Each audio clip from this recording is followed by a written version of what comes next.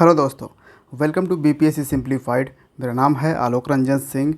और देखिए, जहाँ तक बीपीएससी के इकोनॉमिक्स का बात करें कि बीपीएससी प्रीलिम्स में इकोनॉमिक्स का क्या वैल्यू है, क्या इम्पोर्टेंस है, तो इकोनॉमिक्स से ना अब तक यानी कि 68 के पहले जो एग्ज़ामिनेशन लिए जाते थे प्रीलिम्स का, उसमें इकोनॉमिक्स का बहुत ही नॉर्मल सवाल हुआ करते थे, बहुत ही जनरल टाइप क्वेश्चन हुआ करते थे। तो ज़्यादातर वन वर्ड आप देख लो, या फिर जो क्वेश्चन होते थे वो मोस्टली यानी मैक्सिमम जो होता था एमसीक्यू, वो होता था इकोनॉमिक सर्वे से। इकोनॉमिक सर्वे में होता था बिहार का इकोनॉमिक सर्वे और सेंट्रल गवर्नमेंट का यानी यूनियन बजट और इकोनॉमिक सर्वे से बिहार का बजट और इकोनॉमिक सर्वे से यहाँ पे सवाल हुआ करते थे।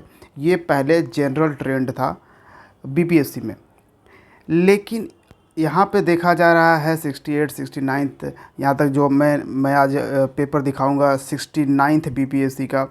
ये जो पेपर है ये पूरा चेंज आपको यहाँ पे क्वेश्चन देखेंगे। और जो 10 यानी कि 8 से 10 सवाल पूछे जाते थे, मोस्टली 10 सवाल पे जाते थे, नहीं तो ज़्यादातर यहाँ पे 7 से 8 सवाल भी यहाँ पे पूछे जाते थे। ऐसे भी मतलब 10 से कम ही यहाँ पे सवाल आपको पहले दिखेंगे। लेकिन ये जो ट्रेंड चेंज हुआ है बीपीएससी का, उसमें सवाल आप देखो कि 69 बीपीएससी में ना 15 एमसीक्यू पूछे गए हैं। जी हाँ, 15 सवाल पूछे गए हैं इकोनॉमिक्स के। और वो भी जो 15 सवाल हैं वो प्योर इकोनॉमिक्स से भी है, इकोनॉमिक्स से है, न्यूज़ से है, ठीक है। न्यूज़, करेंट अफेयर्स, मैगज़ीन, ये सारा कुछ एकदम से मिक्सअप करके यहाँ पे प्रोवाइड किया गया है। मैं आपको आगे बताता हूँ, ठीक है। 15 एमसीक्यू वो स्टेटमेंट वाइज यहाँ पे सवाल यहाँ पे पूछा जा रहा है, और बहुत ही अपने आप में एक अच्छा सवाल आपसे पूछा जा रहा है इकोनॉमिक्स का, ठीक है। आइए तो थोड़ा हम पहले देख लेते हैं क्या सवाल है।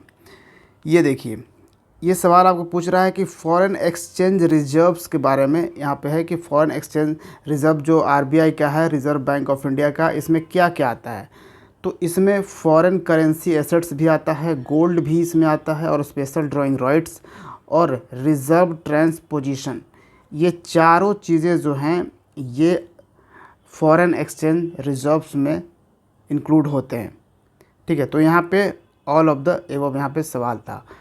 अब कई लोग आपको बता रहे होंगे कि भाई एनसीईआरटी पढ़ लो, एनसीईआरटी पढ़ लो, एनसीईआरटी पढ़ लो, कि एनसीईआरटी से हो जाएगा। बिल्कुल नहीं।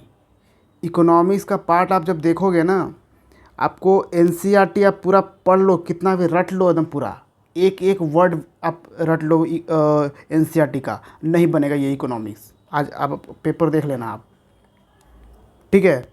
तो एनसीईआरटी आप बेस लेवल पे पढ़ सकते हो, या फिर इकोनॉमिक्स के लिए एनसीईआरटी आप नहीं भी पढ़ सकते हो। कुछ इंपॉर्टेंट टॉपिक्स हैं जिसको मैं बताऊंगा आपको लास्ट में, जो आप एनसीईआरटी से पढ़ सकते हो। लेकिन आप देखो, ये जो पूछा गया है ना, ये न्यूज़पेपर से है, ठीक है। न्यूज़ में था ये फॉरेन एक्सचेंज रिजर्व्स, उससे पूछा गया है। फिर अगला आप देखो, ये है रूल्स ऑफ ओरिजिन्स के बारे में पूछा गया है, ये भी न्यूज़ में आया था, ठीक है, इसके बारे में। उसके बाद आपको देखो यहाँ पे, हाँ, infant mortality rate.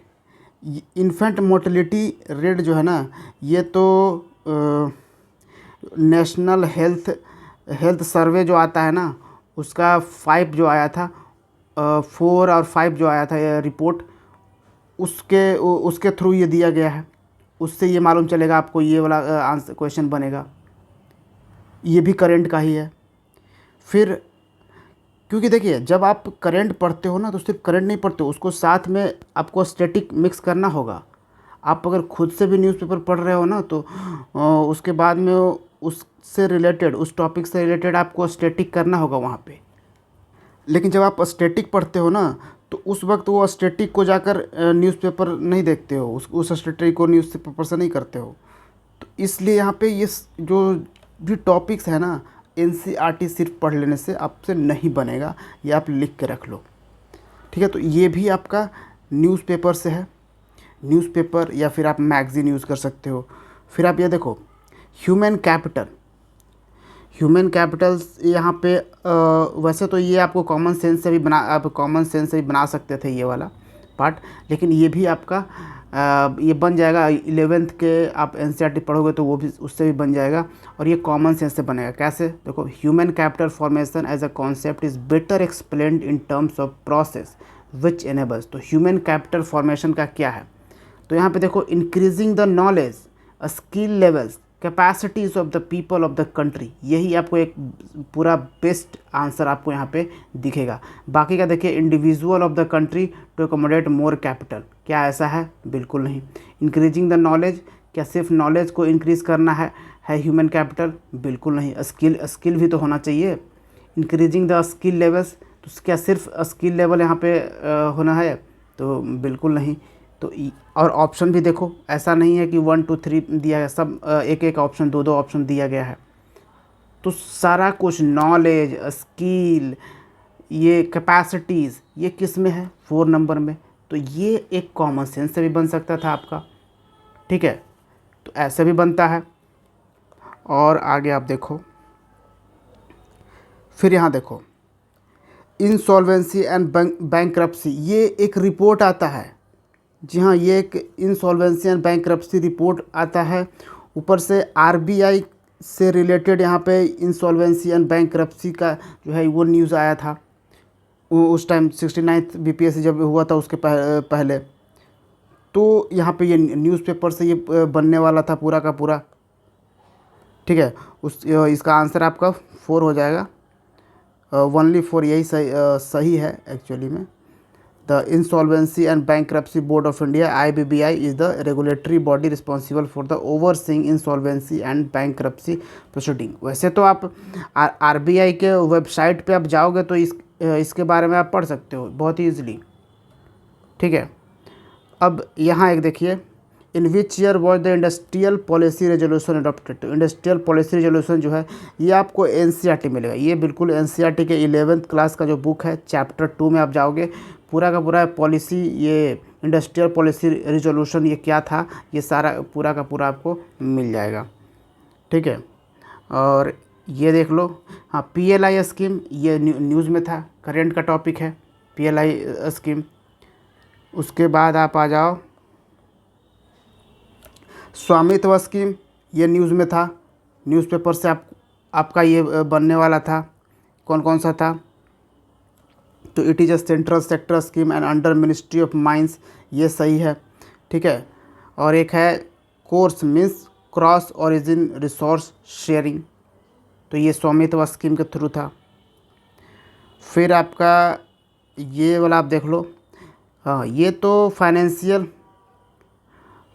Emergency article 360 में है, ठीक है। तो ये आप पॉलिटी भी ले सकते हो कि ये पॉलिटी का टॉपिक है, या फिर फाइनेंशियल इमरजेंसी है तो आप इकोनॉमिक्स भी समझ सकते हो। तो इस तरह से यहाँ पे सवाल पूछ लिया, तो आपको यहाँ पे बनाना था, आपको कौन सा ये टॉपिक से आ रहा है ये नहीं आपको देखना था, ठीक है। तो पॉलिटी में ये तो ईजिली आप ये कर सकते हो। पॉलिटी में यहाँ पे आंसर आपको देखो, यहाँ पे ए हो जाएगा, 1 3 और 4 यहाँ पे राइट आंसर हो जाएगा, ठीक है। तो ये हो जाएगा आपका पॉलिटी का ही ये टॉपिक्स आपका हो जाएगा, ठीक है। पॉलिटी से ही आप ये सॉल्व कर सकते थे। उसके बाद आपका आ जाता है, which of the following factors could potentially contribute to stagflation. तो स्टैगफ्लेशन जो है ना, हर बार क्या आ रहा था ना, इन्फ्लेशन के बारे में बहुत सारी चीज़ें आ रही थी। तो जैसे अगर आप न्यूज़पेपर फॉलो कर रहे हो, या तो खुद पढ़ रहे हो, या फिर न्यूज़पेपर कई लोग डिस्कस कर रहे हैं तो वो डिस्कशन देख रहे हो, ये एनालिसिस देख रहे हो, तो उसमें क्या है कि जब आपको इन्फ्लेशन वगैरह आपको कोई बता रहा है तो साथ में आपको स्टैगफ्लेशन वगैरह सारा कुछ, ये सारा टॉपिक्स आपको बताता चलता है, या फिर आप अगर न्यूज़पेपर खुद से पढ़ रहे हो तो आप अगर इन्फ्लेशन देख रहे हो तो फिर आप स्टैगफ्लेशन वगैरह ये टॉपिक वगैरह भी आप चेक कर रहे हो कि इन्फ्लेशन से रिलेटेड इन्फ्लेशन, डिफ्लेशन, स्टैगफ्लेशन ये सब जो टर्म्स हैं ये क्या हैं, तो आप इसको भी न्यूज़पेपर से हो सकता होगा। ठीक है, उसके यहाँ पे जो आंसर है सभी सही हैं, 1 2 3 4। यहाँ ये अब तो ये प्योर आपको दिख रहा होगा, इकोनॉमिक सर्वे से सवाल पूछा है तो इकोनॉमिक सर्वे से तो सवाल पूछेगा ही पूछेगा। उसके बाद ये आ जाइए आपका, फिर देखिए note two about globalization and its impact on India. एक चीज़ और है, आप या तो ये स्टैटिक टॉपिक भी है, ठीक है, या तो ये स्टैटिक टॉपिक अगर आपने 12th क्लास की एनसीईआरटी में मैक्रो इकोनॉमिक्स पढ़ा है, इकोनॉमिक्स, तो ये सवाल सॉल्व कर जाओगे। या फिर आपके पास अगर कॉमन सेंस है तो आप कॉमन सेंस भी यहाँ पे इस्तेमाल कर सकते हो। कैसे कर सकते हो, यहाँ पे देखो, which of the following is not true, सही नहीं है किसके बारे में, about globalization and its impact on India. जो ग्लोबलाइजेशन हुआ था उसका इंडिया पे क्या इम्पैक्ट आया वो सही नहीं है। तो आंसर तो सही सी है, तो ये सही क्यों कैसे नहीं है, increase in exports is greater than the increase in imports. अब आप खुद ही सोचो, क्या हमारा देश दूसरे देश से ख़रीदने से ज़्यादा बेचता है, हमारा देश ज़्यादा एक्सपोर्ट करता है? नहीं ना, क्योंकि हम ज़्यादा ख़रीदते हैं लोग दूसरे देशों से, हम ज़्यादा बेचते नहीं हैं, ज़्यादा एक्सपोर्ट नहीं करते हैं। ये तो हर कोई जानता है कि हम ज़्यादा एक्सपोर्ट नहीं करते हैं, इसलिए हम थोड़ा सा, हमारी इकोनॉमी जो है वो थोड़ी सी ख़राब रहती है। तो ये चीज़ें, तो ये कॉमन सेंस से यहाँ पे भी सॉल्व कर सकते थे, तो ये चीज़ें हैं। फिर आपका देखिए यूनियन गवर्नमेंट फाइनेंसेस, आप यूनियन बजट पढ़े, यूनियन बजट से ये आपका सवाल सॉल्व होने वाला था। फिर आप देखो non plan expenditure of the central government is correct, इसके रिगार्डिंग ये था। तो ये नॉन प्लान एक्सपेंडिचर के बारे में या तो आपने यूनियन बजट पढ़ा है तो उससे सॉल्व हो जाएगा, या फिर आपने एनसीईआरटी का क्लास 12 का चैप्टर 5 वो भी मैक्रो इकोनॉमिक्स पढ़ा है तो भी आपका ये सवाल सॉल्व होगा, क्योंकि मैक्रो इकोनॉमिक्स में जो इंट्रोडक्टरी पार्ट है ना, उसी में आपको ये नॉन प्लान एक्सपेंडिचर के बारे में आपको बता देगा। तो वहाँ से ये सवाल आपका होने वाला था। ठीक है, और तो यही है आपका, कितने सवाल हो गए, ये 14 से 15 सवाल यहाँ पे एमसीक्यू पूछा है। और देख रहे हो एमसीक्यू सारे स्टेटमेंट वाइज हैं, एक ही दो आपको मिलेगा जो क्वेश्चन जो आपको सिर्फ सिंगल और वन लाइनर मिलेगा, नहीं तो पूरा इकोनॉमिक्स आप देख रहे हो पूरे स्टेटमेंट वाइज पूछ दिया है। और ये सारा कुछ आपको एनसीईआरटी पढ़ने से सॉल्व नहीं होगा, स्टैटिक पढ़ने से सॉल्व नहीं होगा। इसमें आपका जो मोस्ट इम्पॉर्टेंट रोल यहाँ पे प्ले कर रहा है ना, वो न्यूज़पेपर। ठीक है, क्योंकि आप जब न्यूज़पेपर पढ़ते हो उसके साथ साथ उस टॉपिक से रिलेटेड आप स्टैटिक पार्ट भी उसमें इंक्लूड करते हो, तो वहाँ से ये सारा इकोनॉमिक्स का पार्ट जो है वो सॉल्व हो रहा है। दूसरी बात, आप कोई अब आप कहो कि अभी तो अब हम शुरू से न्यूज़पेपर फॉलो करते तब, तो अभी क्या करना है ये बताओ ना सर। तो देखो, अभी विज़न मैगज़ीन, विज़न का मैगज़ीन फॉलो करिए, उसका इकोनॉमिक पार्ट जो है वो पढ़िए। ठीक है, उसके बाद स्टैटिक के लिए स्टैटिक के लिए आप यूट्यूब का सहारा ले सकते हो। यूट्यूब पे आपको जो टॉपिक सर्च करना है वो देख लो, क्योंकि इकोनॉमी का ना थोड़ा सा कॉन्सेप्चुअल चीज़ें होती है, तो आप ऐसे आप अगर डायरेक्ट रमेश सिंह का बुक अगर पढ़ोगे इकोनॉमिक्स का तो आप प्रॉब्लम में पड़ जाओगे। लेकिन अगर आपने पहले से पढ़ रखा है इकोनॉमिक्स तब तो आपके लिए बहुत बढ़िया है, विज़न मैगज़ीन फॉलो करिए फ़िलहाल के लिए। विज़न मैगज़ीन का जो इकोनॉमिक वाला पार्ट्स है वो फॉलो करिए, ठीक है। लेकिन आपने कुछ भी इकोनॉमिक्स का नहीं पढ़ा है, विज़न मैगज़ीन को देखिए।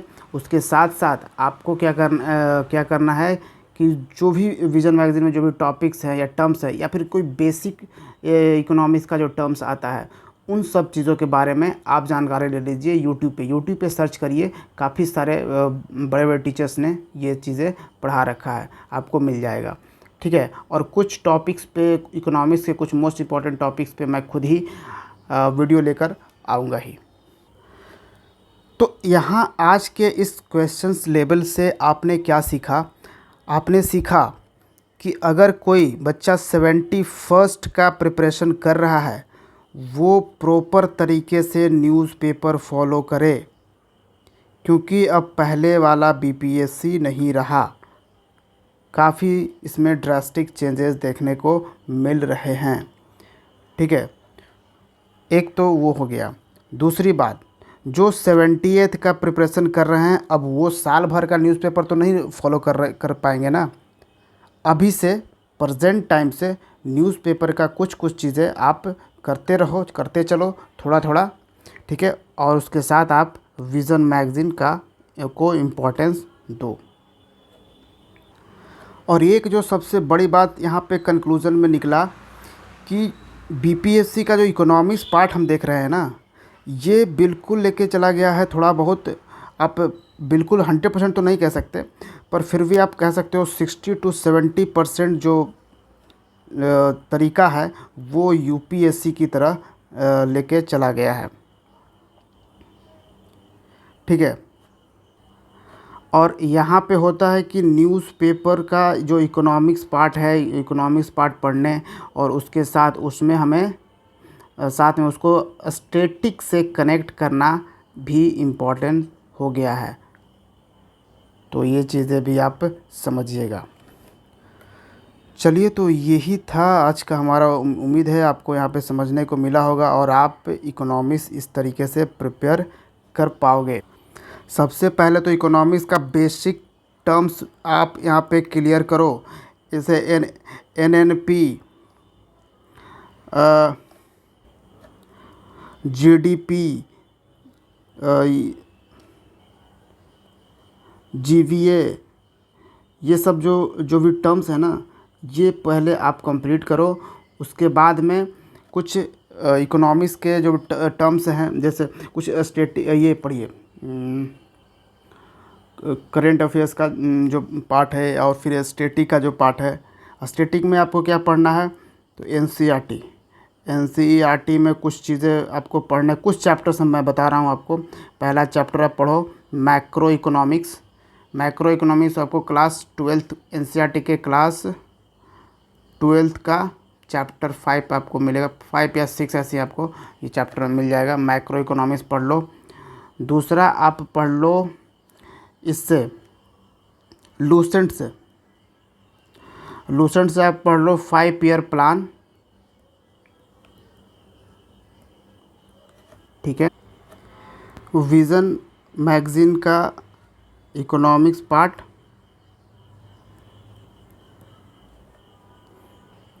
तो इसमें और भी बहुत सारा बेसिक में ये आता है। तो ये सारे टर्म्स आपको कंप्लीट करने हैं, ठीक है। ये सारा ज़रूर पढ़ के ही जाना, ये पढ़े बिना ही आप एग्ज़ाम में मत बैठना, ठीक है।